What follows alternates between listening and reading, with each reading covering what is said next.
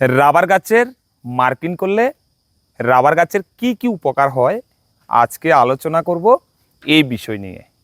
চ্যানেলে নতুন এসে থাকলে ভিডিওতে লাইক দিয়ে চ্যানেলটি সাবস্ক্রাইব করে রাখবেন, যাহাতে করে আমি পরবর্তী সময়ে রাবার গাছ সম্পর্কিত বিষয় নিয়ে যখন ভিডিও তুলে ধরব সর্বপ্রথম যেন আপনার কাছে চলে যায়। তো আলোচনা শুরু করছি। বৈজ্ঞানিক পদ্ধতিতে টেপিং করার জন্য রাবার গাছকে মার্কিং করা খুবই প্রয়োজন। আমরা একটা রাবার গাছকে ল্যাটেক্স সংগ্রহ করার জন্য 125 সেন্টিমিটার উপর চ্যানেল খুলি, এটা বৈজ্ঞানিক পদ্ধতিতে। তো এরপর আমরা কি করি, এখানে চ্যানেল বসিয়ে দিই। এই যে 125 সেন্টিমিটার উপর যখন আমরা এখানে চ্যানেল খুলি, চ্যানেলের নিচের যে বাকলটা রয়েছে, এটাকে বলা হয় প্যানেল। তো 125 সেন্টিমিটার উপর চ্যানেল খোলার পর এই যে নিচের বাকলটা অর্থাৎ নিচের প্যানেলটা আমরা 6 বৎসরের জন্য নির্বাচন করব, আমরা যেন 6 বৎসর টেপিং করতে পারি। তো আমরা যদি মার্কিং ছাড়া টেপিং করি তখন কিন্তু আমরা দেখবেন এই প্যানেলটা অর্থাৎ একটা গাছকে যখন নতুনভাবে চ্যানেল খোলা হয়, তো তখন রাবার গাছের প্যানেলকে 4টি ভাগে ভাগ করা হয়।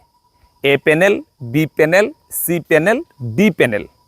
প্রত্যেকটা প্যানেলকে কিন্তু 6 বৎসরের জন্য টেপিং করার জন্য নির্বাচন করা হয়। 1 বৎসর টেপিং করার জন্য আমরা শুধুমাত্র 20 সেন্টিমিটার জায়গাকে নির্বাচন করব 1 বৎসরের জন্য।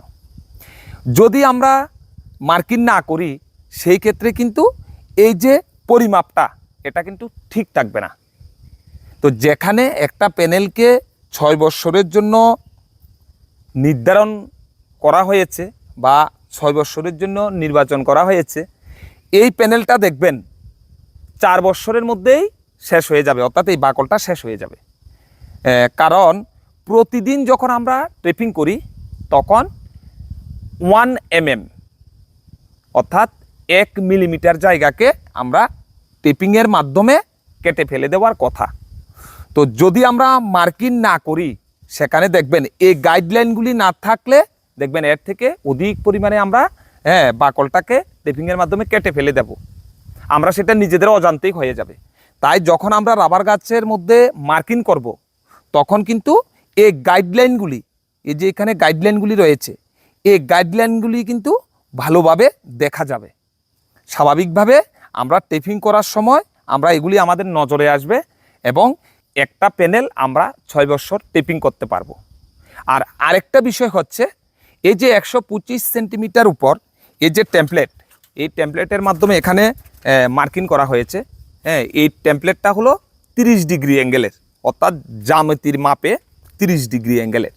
তাহলে এই রাবার গাছের চ্যানেলের যে অ্যাঙ্গেল, এই অ্যাঙ্গেলটাও কিন্তু ঠিক থাকবে।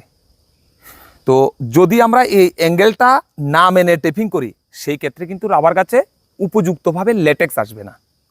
কেননা আমরা বাম দিক থেকে নিচে ডাইন দিকে টেপিং করি, আর রাবার গাছের অভ্যন্তরে 3 থেকে 5 ডিগ্রি অ্যাঙ্গেলে এই সূক্ষ্ম খিরনালিগুলি রয়েছে রাবার গাছের অভ্যন্তরীণ অংশে, অর্থাৎ এই যে অন্তঃস্তর এবং মধ্যস্তরের মধ্যে, এই যে উপরে ডান দিক থেকে নিচে বাম দিকে পেঁচানো রয়েছে।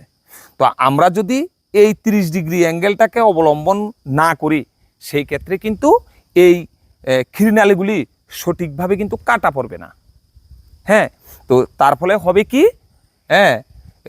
সঠিক পরিমাণে ল্যাটেক্স আসবে না। তো সঠিক পরিমাণে যদি ল্যাটেক্স না আসে আমরা অর্থনৈতিক দিক থেকে পিছিয়ে যাব। তো এই বিষয়গুলি চিন্তা করে আমরা কিন্তু রাবার গাছকে চ্যানেল ওপেন করার আগে অবশ্যই আমরা প্রতি বৎসর মার্কিং আমাদেরকে করতে হবে। যেহেতু রাবার একটি অর্থকারী ফসল, তো সেখান থেকে আমরা অধিক পরিমাণে আমাদেরকে ইনকাম করতে হবে। এই বিষয়টা মাথায় রেখে অবশ্যই টেপিং করতে হবে। যদি আমরা বৈজ্ঞানিক পদ্ধতি না মেনে রাবার গাছের টেপিং করি সেই ক্ষেত্রে কিন্তু এই রাবার গাছটি টিপিটিতে আক্রান্ত হতে পারে, অর্থাৎ টেপিং প্যানেল ড্রাইনেস হয়ে যেতে পারে, অর্থাৎ প্যানেল শুকিয়ে যেতে পারে। তো ধন্যবাদ সবাইকে, আশা করে বুঝতে পেরেছেন। সবাই ভালো থাকবেন, সুস্থ থাকবেন, শুভকামনা রইল। আজ এখানে শেষ করছি।